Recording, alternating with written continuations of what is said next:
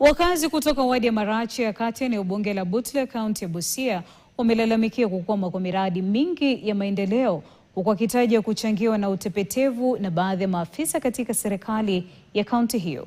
Wakazi hao wakiongozwa na mwakilishi wa wadi hiyo Shadrack Masinde walisema kuwa baadhi ya miradi hubadilishwa ama kutolewa kwenye bajeti inayopitishwa na bunge la kaunti ya Busia, swala linalosababisha miradi kukwama, wakitaja sekta ya maji na afya ambazo kuwa zilizoathirika pakubwa.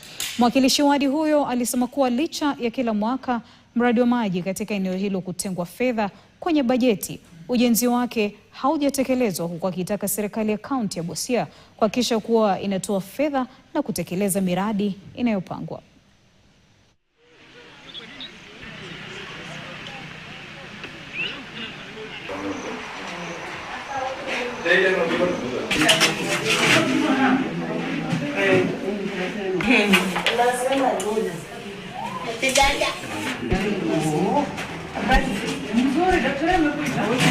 Ile mambo tunapitia kwenye bunge ya Busia si ile ambayo ina-uploadiwa kwenye serikali kuu inaangalia, ni vitu tofauti. 2025-2026 kila wodi nyingi ziliweka bajeti ya maji. Tumefika 2026, 2027 tunaenda tunafanya bajeti naenda. Hakuna hata moja imefanywa. Nilikuwa nauliza watu wa department ya water, mmekaa kwa ofisi mmekula mshahara ya mwaka mzima, bajeti iliwekwa, hakuna kitu mmefanya. Wame-advertise maji mara 5. Si hao watu wako na shida.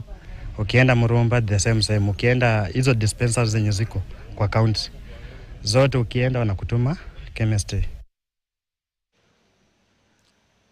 Wakulima wa mahindi